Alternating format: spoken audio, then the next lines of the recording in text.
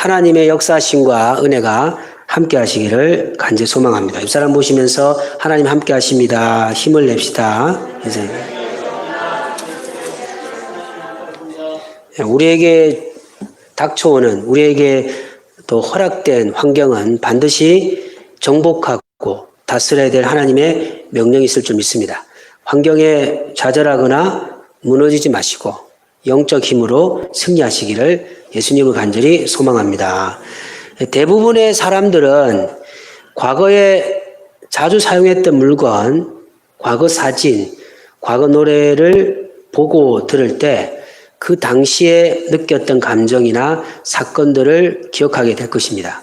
우리는 이것을 과거 회상이라고 합니다.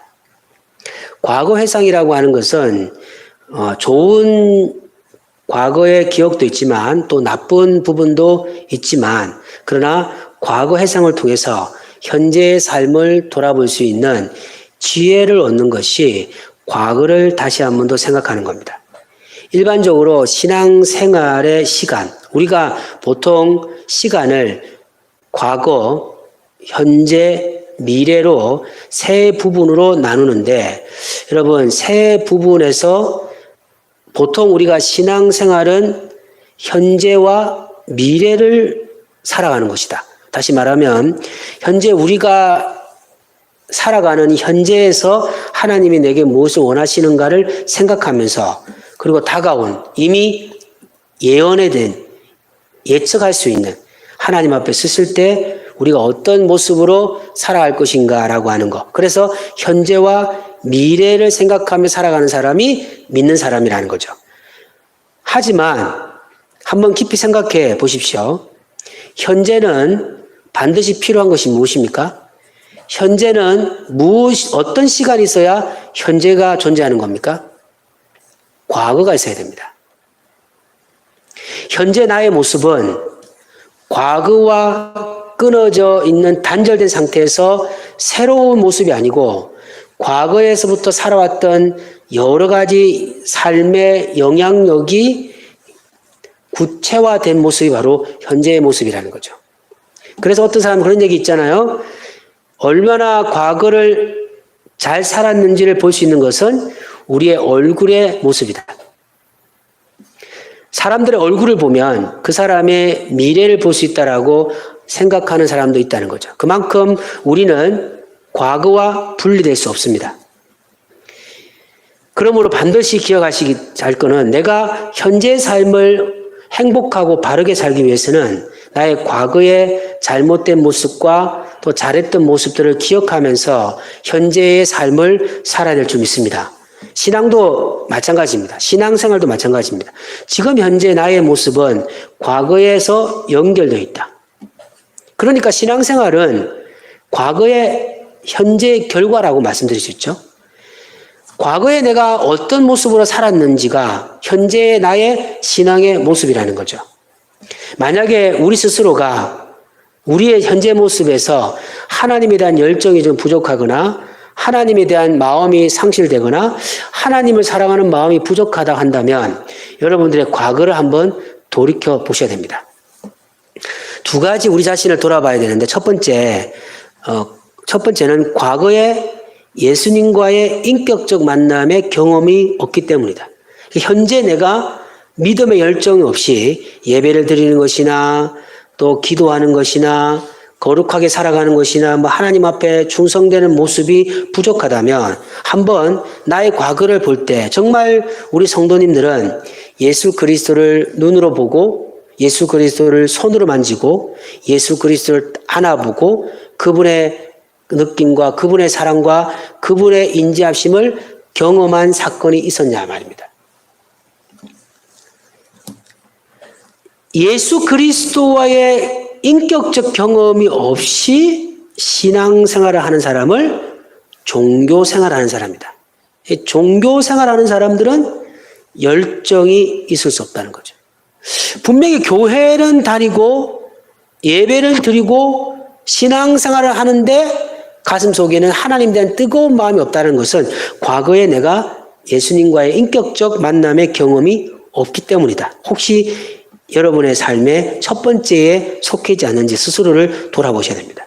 두 번째, 과거에는 뜨거웠던 예수님과의 첫사랑의 감동이 있었는데 그 감동을 삶의 분주함과 피곤함과 또 지침 속에서 잃어버리고 살아가고 있지 않는가. 중학교, 고등학교, 그리고 젊었을 때, 결혼 초기 때, 그리고 청년일 때, 이럴 때 정말 힘들고 어려울 때 내 삶에 찾아오셔서 나의 삶을 위로하시고 나의 삶을 역사하셨던 그 뜨거운 예수 그리스도의 만남이 있었는데 그 만남이 현재의 삶의 어려움과 삶의 피곤함 때문에 그 감동을 잃어버리고 살아가고 있지 않는가? 여러분, 첫 번째이십니까? 두 번째이십니까? 스스로 한번 돌아보셔야 됩니다. 만약에 목사님 저는 이 두 가지 속하지 않습니다 한다면 하나님께 영광을 돌리시기 바랍니다. 저는 두 가지에 속하지 않길 바랍니다. 그러나 혹시라도 내가 그런 영적인 그 두 가지 첫사랑의 경험이 없든지 아니면 첫사랑 경험이 있지만 현재 삶 속에 내가 뜨거운 열정을 조금 잃어버리고 살고 있다라면 오늘 말씀 속에서 여러분의 신앙을 다시 한번 더 돌이키기를 간절히 소망합니다. 본문은 이스라엘 백성들에게 참으로 감동적인 사건이 소개되고 있습니다. 우리가 읽었던 본문에는 제사장, 레위 사람, 백성들이 함께 하나님께 감사와 찬송을 드리는 내용이 나옵니다. 그런데 이 내용을 한번 살펴보시면 하나님께 감사하고 찬양하는 이유가 딱 한 가지 나옵니다. 따라서 하겠습니다. 성전 건축. 예. 성전 건축을 하는 그 시작에서 제사장이나 레위 사람이나 백성들이 감동하는 거예요. 11절에 보시면 여호와의 성전 기초가 놓임을 보고 또 12절에 또 동일하게 성전의 기초가 놓임을 보고 백성들이 기뻐하고 즐거워했다는 거죠. 여러분, 성전 기초가 뭡니까? 성전이 완성된 게 아니고 이제 성전을 짓기 위해서 첫 번째 출발하는 것을 성전 기초라고 하는데 허벌판 아무것도 없는 상태에서 이제 성전을 시작하려고 출발하는 그 자체만으로 백성들이 감동을 받고 눈물을 흘리고 환호하고 있다는 거죠. 우리가 예를 들어서 여러분들 집을 구입한 사람들이 있을 때 똑같은 감정을 느끼지 않는다는 것을 아시죠? 그 이유는 여러분들 모든 사람들이 집을 구입하는 이유와 상황이 다르기 때문입니다.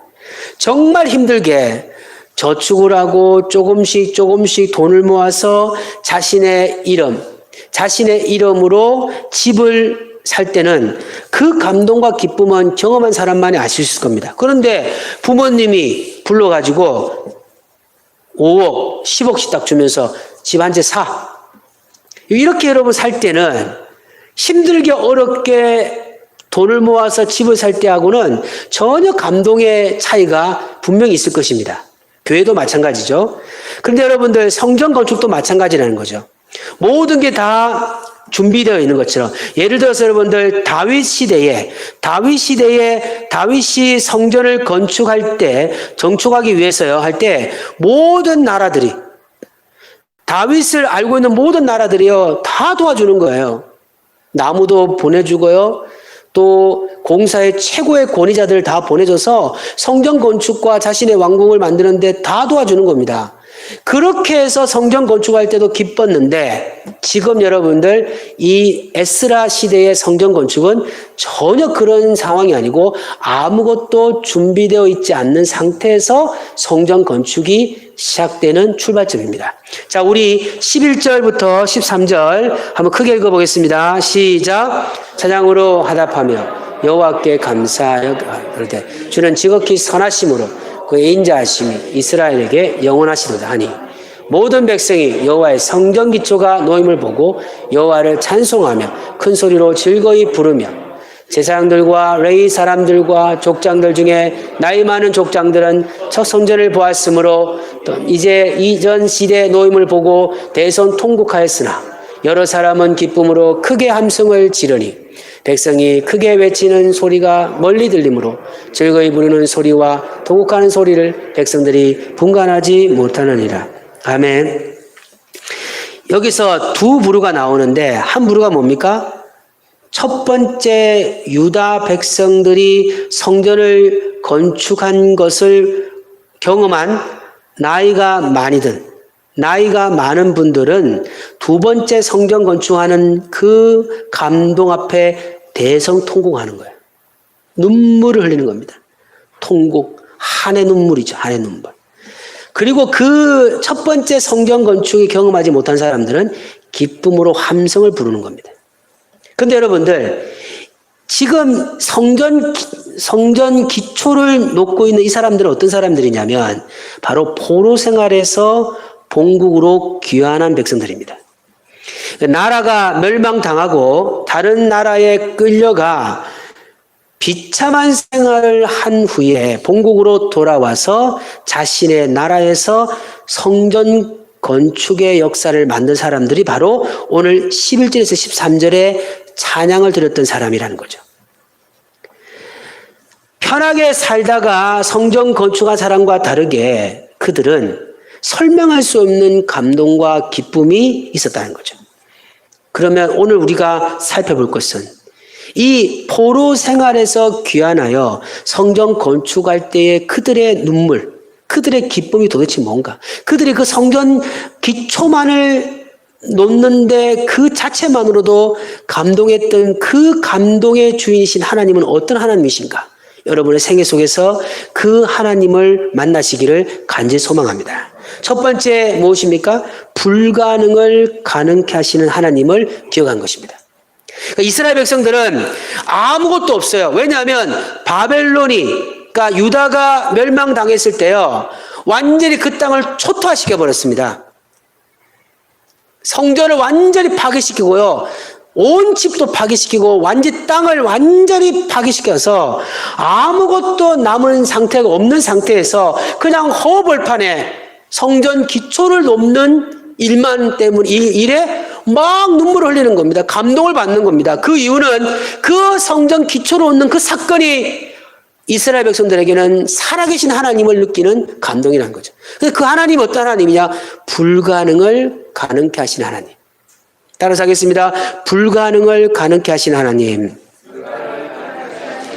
저는 우리 사랑하는 성도님들이 불가능을 가능케 하신 하나님을 경험하시기 바랍니다. 그 하나님을 만나셔야 된다는 거죠.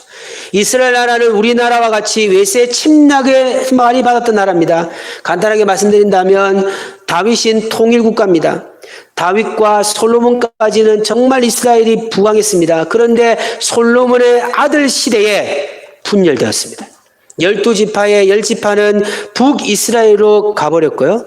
2지파만 다윗의 정통을 받아들여서 남유다가 되었다는 거죠. 시간이 지나갑니다. 북이스라엘과 남유다는 친척들이에요. 형제들이에요. 그런데 매일 전쟁을 하는 겁니다. 그러다가 아수르라고 하는 나라가 세계를 정복하기 시작하는 겁니다. 그때 북이스라엘은 아수르와 전쟁해서 멸망을 당합니다. 남유다는 아수르에게 조공을 바칩니다. 조공. 그래서 시간이 유지됩니다. 그러다가 멸망당하지 않을 것 같은 아수르가 멸망을 당합니다. 그 멸망을 시킨 나라가 어떤 나라입니까? 그렇게 우리가 유명하게 알고 있는 바벨론입니다. 바벨론 아시죠? 바벨론이 아수르를 멸망시킵니다. 그러고 나서 70년 동안 바벨론에서 포로 생활했던 사람들이 바로 오늘 에스라에 나오는 포로 백성들, 성전을 만든 사람이라는 거죠. 근데 한번 생각해 볼 것은 이 바벨론이 어떤 나라냐면 세계에서 가장 강력한 국가였습니다. 여러분, 지금 우리가 가진 우리나라하고 세계에는요, 막 수백 개의 나라가 있잖아요. 옛날에는 그렇지 않았습니다. 옛날에는 그냥 한 국가가 인도에서 아프리카까지 막 이렇게 온 막 전 땅을 다 정복하는 제국으로서의 국가였다는 거죠. 상상할 수 없는 군대의 힘을 가졌다는 겁니다. 그런데 이 바벨론은 어떤 정책을 치렀냐면 정복한 땅을 완전히 정복해 버립니다. 몰살시켜 버립니다. 땅을 황폐하게 만듭니다. 성을 파괴시켜 버리고요. 사람들을 학살하고 그 끝내는 모든 재산들을 다 가지고 포로를 잡아서 바벨론으로 데려가서 바벨론 사람을 만드는 그런 정책을 폈던 나라가 바벨론이랍니다. 자, 우리 역대하 36장 18절에서 20절까지 읽어보겠습니다. 시작. 또 하나님의 전 대소 그릇들과 여호와의 전의 보물과 왕가의 보물을 다 바벨론으로 가져가고 또 하나님의 전을 불사르며 예루살렘 성벽을 헐며 그들의 모든 궁시를 불사르며 그들의 모든 귀한 그릇들을 부수고 칼에서 삼은 남은 자를 그가 바벨론에 사로잡음에 우리가 거기서 갈대아 왕과 그의 자손의 노예가 되어 바사곡이 통치할 때까지 이르니라. 아멘. 이 무슨 얘기입니까? 바벨론이 남유다를 침략해가지고요. 모든 하나님의 전에 있는 그릇들과 보물들과 다 가져가 버리는 거죠. 그리고 뭐예요? 예루살렘 성벽을 헐고요. 모든 궁시를 다 불태워버립니다. 사람들을 죽여버립니다. 살아남은 사람들을 데리고 바벨론을 갔는데 그 포로 중에 하나가 한 사람이 바로 다니엘이죠. 그죠? 다니엘 같은 사람들이 다 포로로 가는 겁니다. 바벨론은 완전히 남유다를 파괴시키고요. 유다 땅을 완전히 그냥 초토화시켜버렸죠. 그리고 70년 동안에 이스라엘 민족들은 포로 생활 속에서 주권도 없고 생명도 없고 어떤 선택의 권한도 없는 노예 생활을 했다는 거죠. 그런데 여러분들 그 가운데서도 이 이스라엘 백성들에게는 소망이 있었습니다. 그것은 하나님의 약속, 예언의 말씀이 있었는데 이 약속이 독특하게 이들에게 줬습니다. 예레미야 29장 10절을 같이 읽어보겠습니다. 시작. 여호와께서 이와 같이 말씀하시니라. 바벨론에서 70년이 차면 내가 너희를 돌보고 나의 선한 말을 너희에게 성취하여 너희를 이곳으로 돌아오게 하리라. 여호와의 말씀이니 너희를 향한 나의 생각을 내가 아니니 평안이요 재앙이 아니니라. 너희가 미래와 희망을 주는 것이니라. 아멘. 예레미야는 나라가 멸망당하고 포로로 끌려가면서 절망하는 백성들에게 약속하셨습니다. 70년만 기다리라는 거죠. 70년. 남유다가 하나님 앞에 타락했기 때문에 그 징벌을 받을 수밖에 없지만 70년 후에는 다시 유다 땅으로 돌아갈 것이라고 했습니다. 여러분 70년이 긴 세월입니까? 짧은 시간입니까? 짧다고 생각하면 짧은 시간이지만 긴 시간이죠. 그러나 여러분들 포로 생활했던 그들은 이 예레미야의 예언의 말씀을 가슴 속에 새기고 또 절망하고 다시 희망을 가지면서 70년의 생애를 보냈습니다. 그러나 그들 마음속에는 바벨론이라고 하는 나라가 멸망당할 수 있을 거라고는 생각을 못했습니다. 그냥 하나님이 하나님의 방법으로 자신들을 이끌어 주시겠다고 생각했지 그 거대한 바벨론이 멸망당할 것이라고는 생각하지 못했는데 하나님은 바벨론을 심판하시고 그 바벨론의 속박에서 유다 민족들을 건져주셨다는 겁니다. 여러분 우리가 이 땅에 살아갈 때 지금 현재의 삶은 과거의 역사에서부터 나타난다고 제가 말씀드렸지 않습니까? 현재의 삶에서 우리가 감사할 수 있는 것은 현재 내 손에 무엇이 가득 찼기 때문에 감사하는 것이 아니고 지금 내가 현재 살아갈 수 있는 힘은 하나님부터 왔다라고 하는 생각을 가져야만이 감사할 수 있는 겁니다. 내가 지금까지 나의 힘과 나의 능력과 나의 의지와 나의 권세의 힘으로 여기까지 왔다고 생각하는데 어떻게 하나님을 찬양할 수 있습니까? 성전 기초를 얻는 이스라엘 민족들이 딱 볼 때 바벨론이라는 나라가 멸망당하고 자신들이 유다 땅에 와서 성전 기초를 놓는 것은 이거는 불가능한 일이었다는 거죠. 왜냐하면 이스라엘 민족들의 입장에서는 바벨론을 무너뜨릴 국가는 존재하지 못했다는 겁니다. 바벨론은 영원히 번성할 나라처럼 보였고 자신들은 포로 생활에서 어쩔 수 없이 보낼 수밖에 없다라고 생각하고 살았지만 하나님은 바벨론을 멸망시키시고 70년 후에 이스라엘 민족들을 유대 땅으로 인도하셨습니다. 사랑하는 가족 여러분들, 오늘 나는 하나님의 인도의 결과임을 믿습니다. 하나님이 여기까지 인도하셨습니다. 하나님이 우리의 호흡을 지켜주시고 우리에게 살아갈 수 있는 용기를 주셨고 우리의 인생 속에서 그래도 하루하루를 버틸 수 있는 힘을 주신 하나님께 감사하시기를 간절히 소망합니다. 그 사실을 알아야 된다는 거죠. 내가 살아가는 것은 여러분들 그냥 살아가는 것이 아니고 불가능을 가능케 하시는 하나님의 은혜라는 겁니다. 여러분, 내일이 올 수 있겠습니까? 아니면 오지 않겠습니까?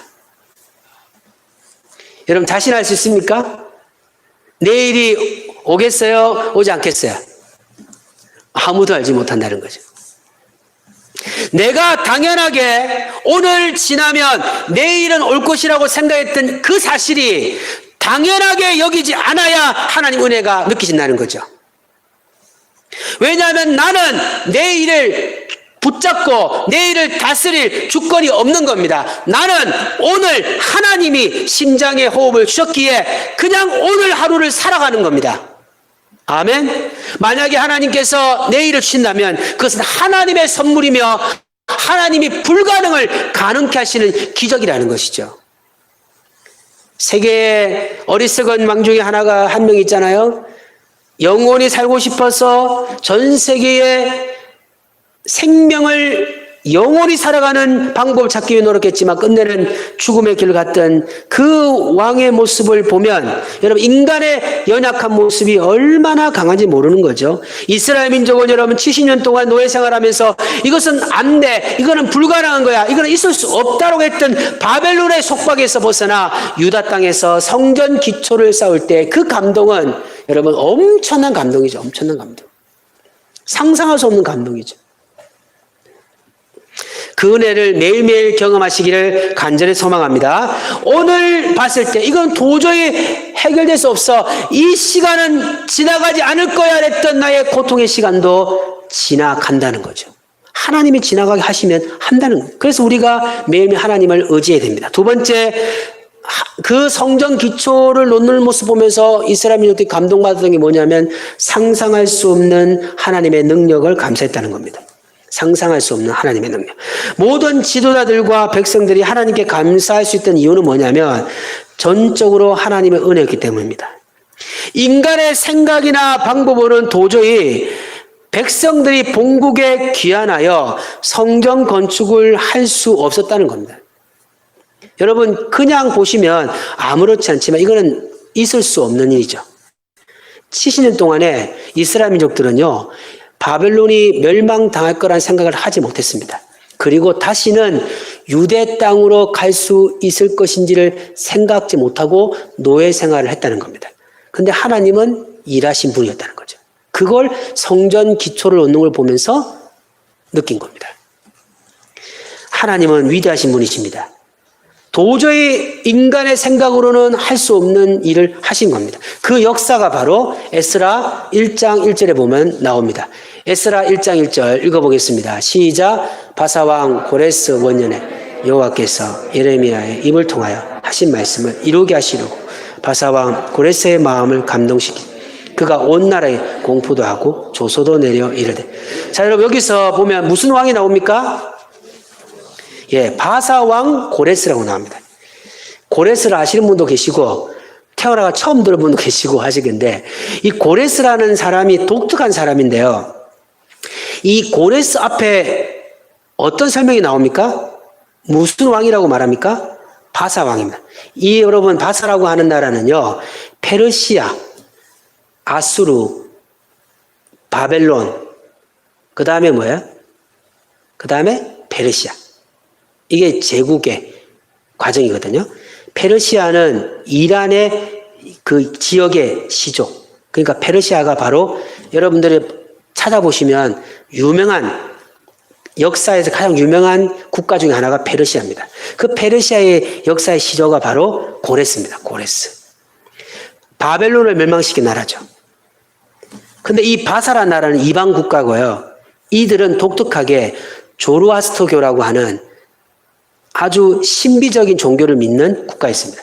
이 조르아스터교는 불을 믿는 그런 종교거든요. 그러니까 하나님과 전혀 상관없는 왕이었습니다. 그런데 이 이방 국가의 왕이 유다 민족을 본국으로 보내고 성전을 건축할 수 있는 모든 지원을 하고 안전을 보장해서 성전을 건축하는데 이 고레스 왕이 도장을 찍는 겁니다. 말이 안 되는 거죠. 그래서 사람들, 역사를 공부하는 사람들은요, 이걸 거짓말로 생각하는 사람이 있었습니다. 말이 안 돼. 어떻게 하나님을 알지 못하는 이방의 왕이 그 소수민족, 여러분 생각해 보세요. 인도부터 아프리카까지 그 지역에서 유다 민족들은 그 바벨론의 포로가 됐잖아요. 이 유다 민족은 다른 민족과 비교하면 소수민족이었습니다.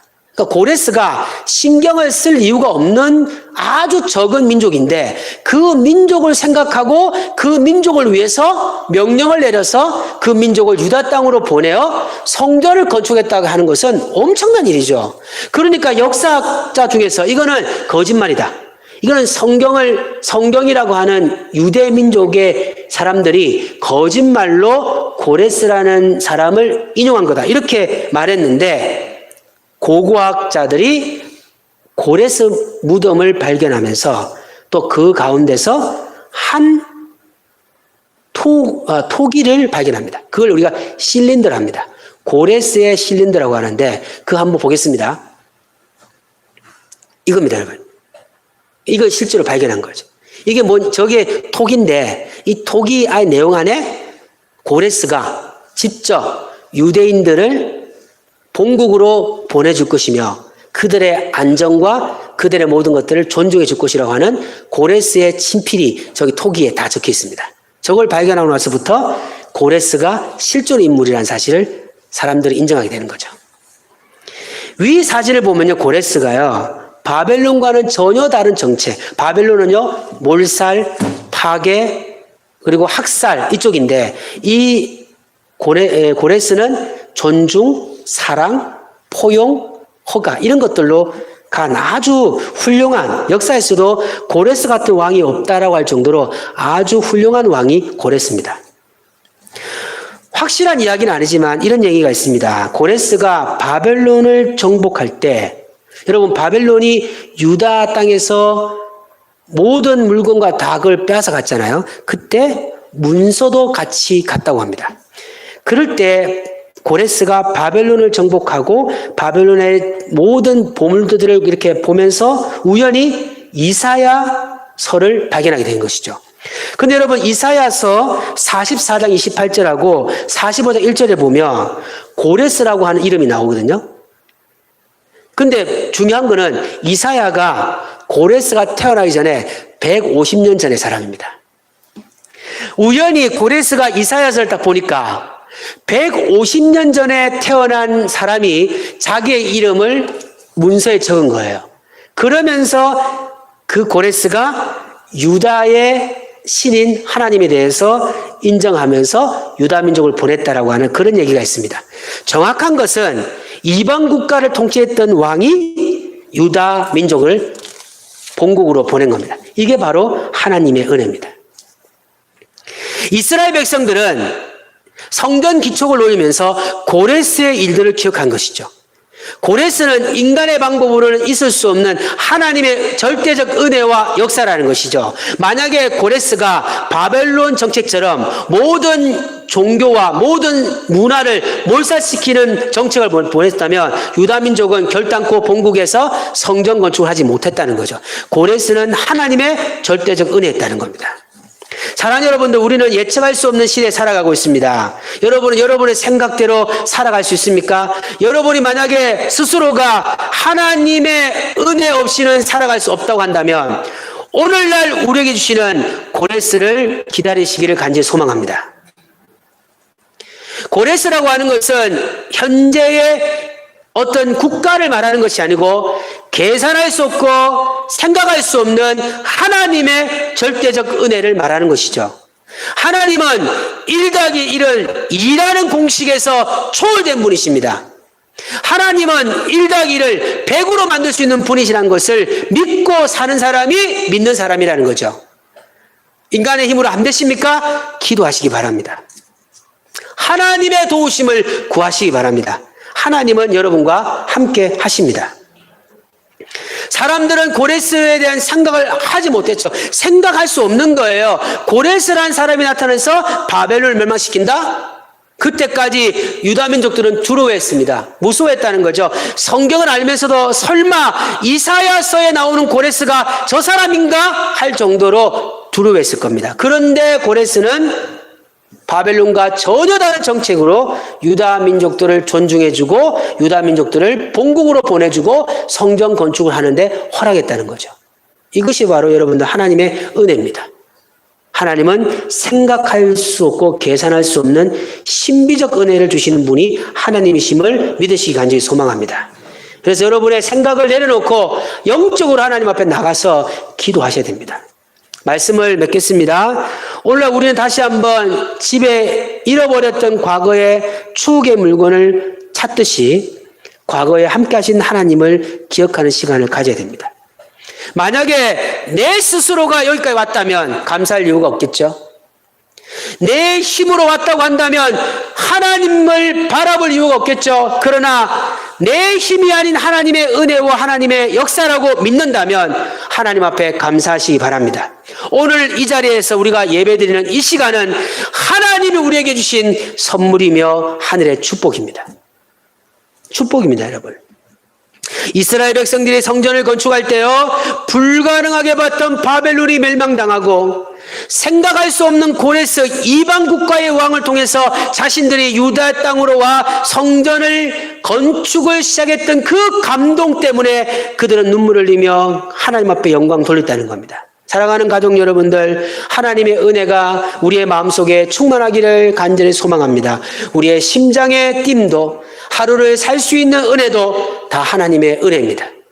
이 코로나19 가운데서 여러분 교회와 가정과 사업장과 개인의 이 생활 속에서 하나님이여 하나님의 고레스를 불러주심을 통해서 우리에게 은혜를 주시고 하나님의 기적을 보여달라고 매일매일 기도하면서 영적으로 살아 승리하는 은혜가 있기를 주 예수 그리스도의 이름으로 간절히 소망합니다.